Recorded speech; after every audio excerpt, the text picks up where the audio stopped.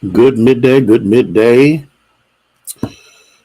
good midday to you, one and all. We are thankful to God for each and every one of you who has decided to be a part of this moment.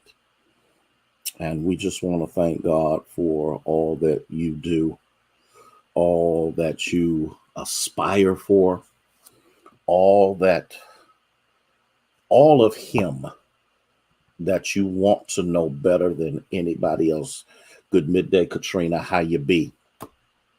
Thank you so much for being here with us on this wonderful Thursday. And you best enjoy it because tomorrow is going to be a whole new ball game. And by the weekend, it's going to be amazingly cold. Okay. And so we want to thank God for this privilege. Nancy, Linda, Denise, thank you so much, Nancy, for sharing. We appreciate that so much. I want you to keep those ladies lifted in prayer that are outside, trimming the weeds, making the house of God look better. And I am so grateful for each and every one. Thank you, Iris, for letting me know all is well. And our presentation is up to par. Media ministry is on top of things. Minister Sarah, Tamika, Timothy, Tammy, how you doing? Good midday. Tom, how are you? Terry A. So we are grateful to God. You need to go back. Chaplain Hearns, how are you? Okay. And so for all of that, we are great. So continue rolling. Hey, how are you? Good to see you. Good to have you here with us on today. And those ladies, Sharon, how are you?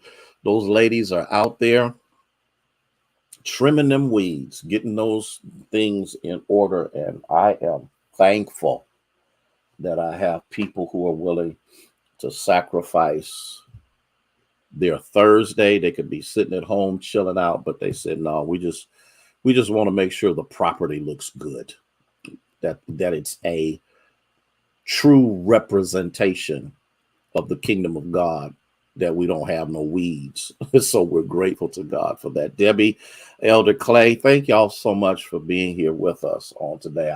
I'm on a water kick. I mean, I can't stop drinking enough water. I probably have not been drinking enough water. So today is show enough water day. So y'all just got to excuse me. I'm getting ready to do this, okay?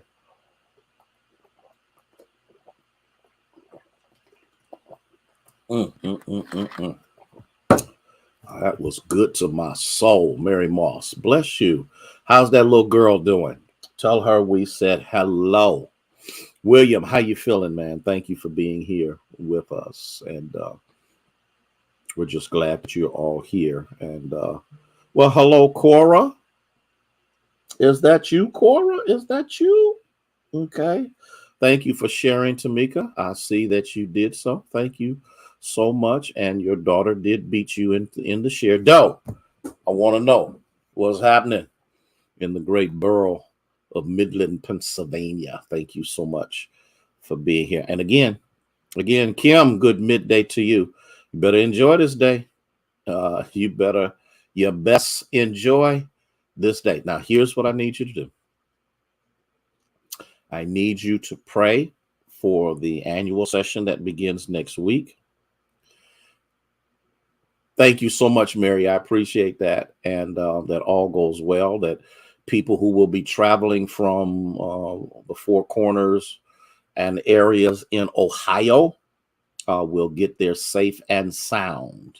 And we're glad for that. Rhonda Fletcher, thank you so much for being here. Okay. You just see, you lose because you snooze, or you snooze because I don't care. I can't even remember what it is. I got so much going on right now, just trying to keep up with what I need to do. So I'm grateful to God for that. So again, asking that you would pray for the session. Pray that I can find some of these parts to this, these cordless trimmers. I don't know where the spindle. I don't know. You know what? I'm gonna go out here. I'm gonna try to find them because the ladies need that. And but It is what it is. It is what it is. Okay. So let me worry. We've talked about this before. We've discussed it before. We've delved into it before. But yet still we struggle with it. Sister Thomas, how you doing? We struggle with it. Okay. And Jesus is trying to get us to understand that life has other significances other than what is an outward appearance or outward apparel. And I think this is something that many of us need to take a real good look at. Lavonda, how are you? And the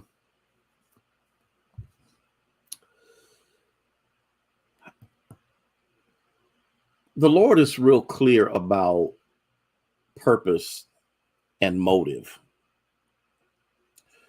The problem is, Christy, how are you? Carolyn, bless you. Good midday to you.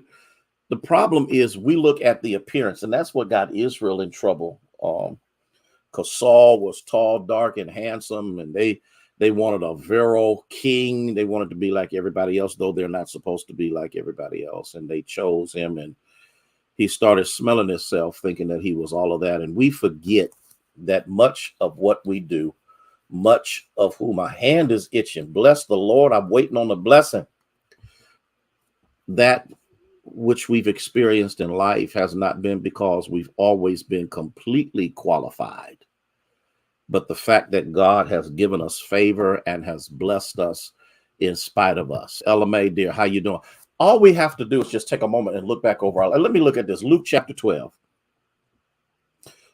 I'm just going to read this. I'm going to read verses 22 through 28. I'm going to say this.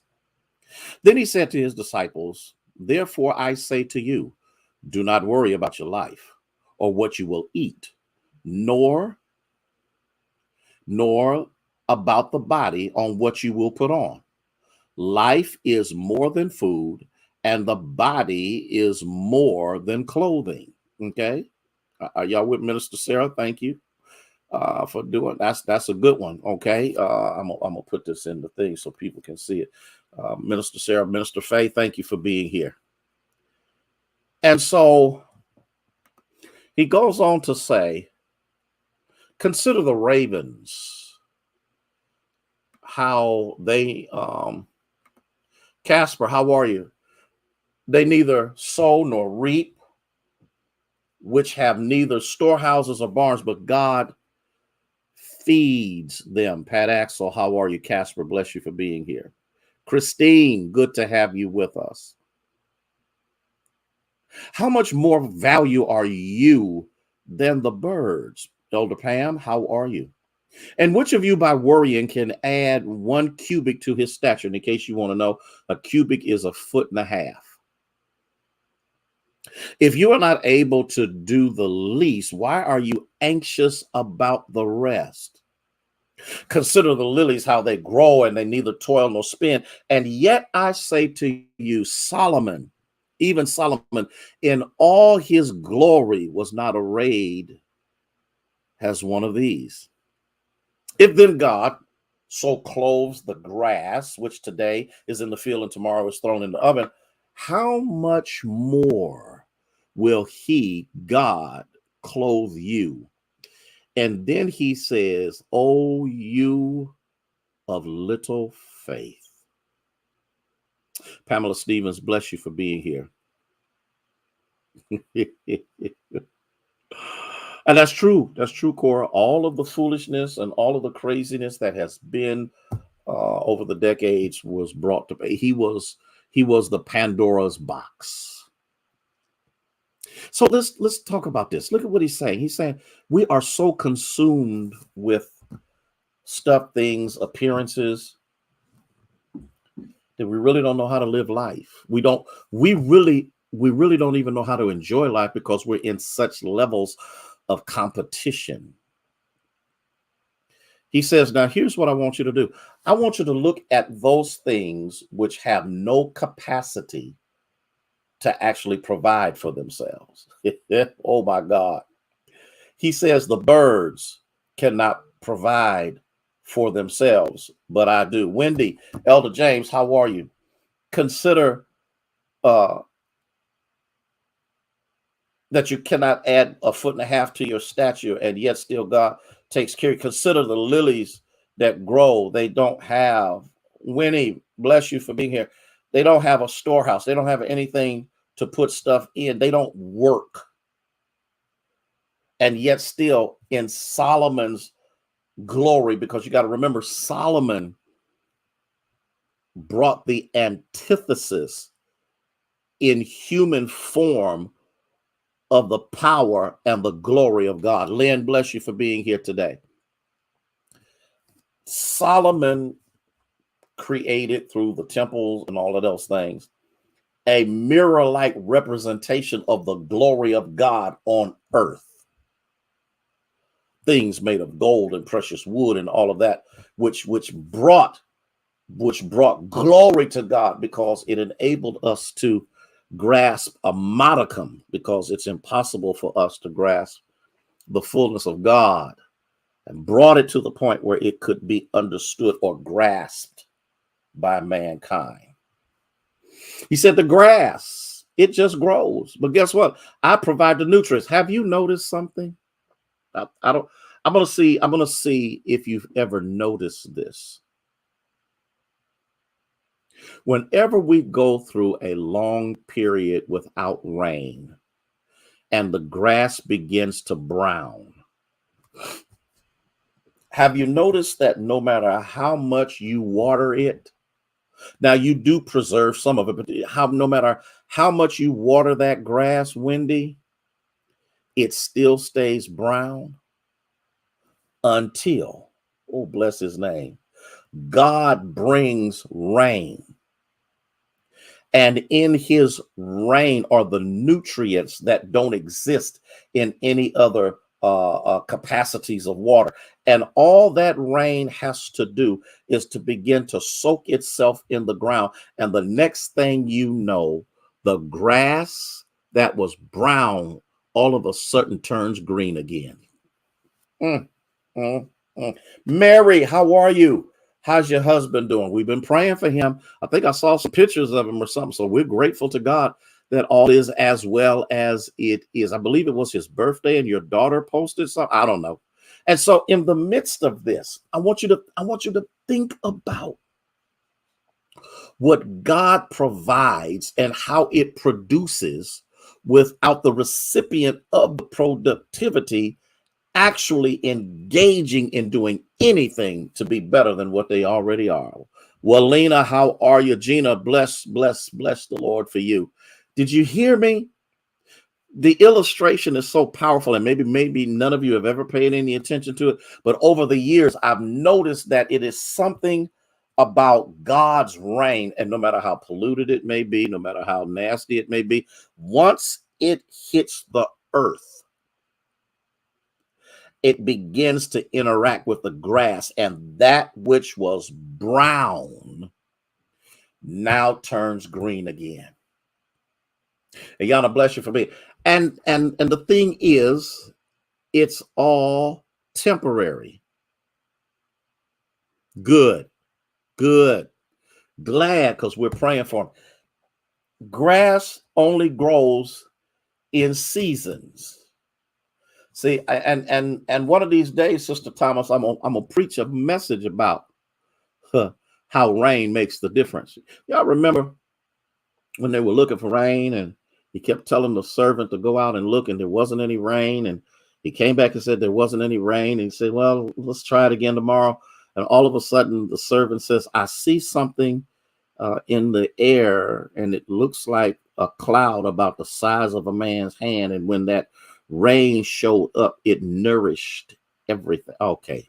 I'm sorry, Barbara. And so I'm trying to get us to recognize that if God knows how to sustain, maintain, create, and recreate everything in nature, whether it's birds, whether it is your own being, whether it is grass, whether it is flowers, and not one human being made in his image and unto his likeness can mirror the magnificence of God's ability to take care of creation and to take care of you.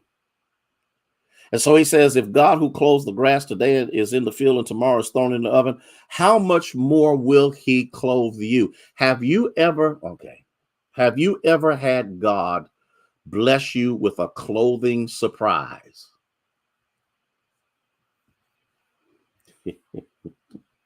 What did I just say? What did I just say? What did I just say? I've had this happen to me so many times. I go into the store because I don't like to shop, but I shop when hey Gail, I shop because I'm a man, so I don't do it on a regular basis. You looking forward to that sermon? And all of a sudden you receive a discount, or not just a discount, buy one, get the other free. Have you ever noticed how God is able to stretch your limited resources? He says, can't he clothe you? Can't he take care of you? Has not God, even in your poorest moments, provided for you that clothes that should have wore out never did? Don't make me call the children of Israel when they left out of Egypt. The Bible says that their clothes didn't wear out, their clothes didn't get dirty, and the soles of their shoes, are actually sandals, never wore out. Okay, Wendy, I'm so glad. Elder Pam, I'm so glad, Winnie, that people recognize, Minister Faye, that God provide. And here's the funny thing about it, Mary. When was the last time when an unexpected clothing blessing, or the grocery store, or whatever the case may be, showed up and you told him thank you? Valerie, bless you for being here with us. Okay, tell Dad we said hello. And that's the thing. That's the thing that many of us don't recognize. We don't understand. And guess what? We don't even appreciate. I'm gonna tell you a story. Out where I live, I think it's called a Dollar General store. And there's one where I live, and then there's one where I had to take my truck. Truck's been waiting on a part. The part showed up, and so I took my truck out there, and they built a brand new dollar store, dollar something. And so rather than going all the way back home, it was right there. So I went in the store, and there are certain things that when I get in that store, I notice it's cheaper than Kathy, cheaper than Giant Eagle, cheaper than Myers, cheaper than many of the other major stores. Now I'm going somewhere for this, so hold on just a second. So I can walk out of that store and spend $30 and walk out with 60 some dollars worth of groceries. When I talk about groceries, I'm not talking about meat or any of the rest of that stuff. I can walk out of there with that. Do you know what I told the Lord when I was putting that stuff in my truck? Thank you. Now, see, many of us receive a multiplicity of blessings. And once we get them, we still haven't said thank you. Prices on produce and products are sky high. And so there's a place I can go where I can get more than I need. That's how I shop. Listen to what I'm saying. And I know this probably don't mean nothing to most of y'all. This don't mean a hill of beans to y'all, but it's significant to me. I don't buy for the moment. I buy for the week. So I buy enough apple juice for the week. I get my water. I get enough water for a month. I do the things I need to do because there may come a time when I can't do, I might not be able to do economically. It may not be there for me to do it. That's right. I stock up. I buy, I buy salad dressings. I go to Aldi's and then I go to Save a Lot.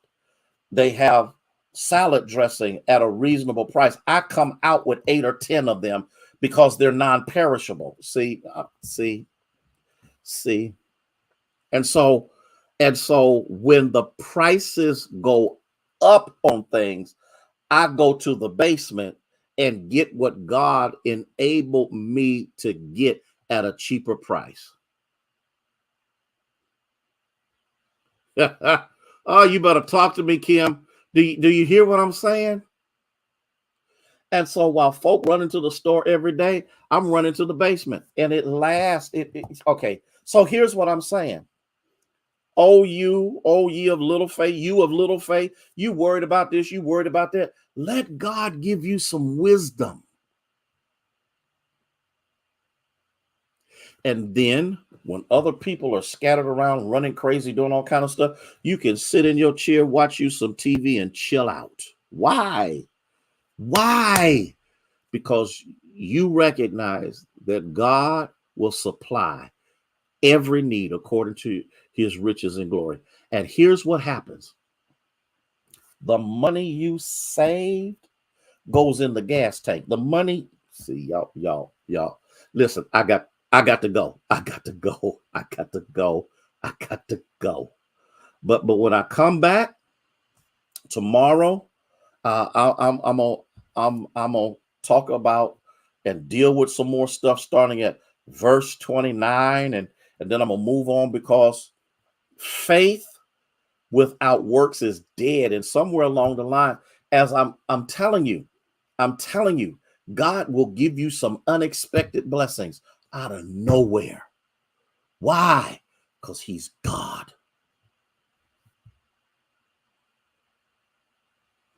Listen, I pray that you got this. I pray that it was a blessing to you. I pray that that it kind of showed you a little bit of insight on what God will do for you if you let him do for you, instead of panicking because he's not doing for you what you see him doing for somebody else. I pray that in the midst of this, that we will quit worrying about things we can't do nothing about and trust God for every single thing we need. He said, I'll meet you at the point of your need. Matter of fact, I'll be in your need before you get to the need. And I'll show you who I am. Love y'all with the love of Jesus Christ. I done talked too long. I done been here too long. I'll see y'all tomorrow at 12 noon. May God bless you. May he keep you is my prayer.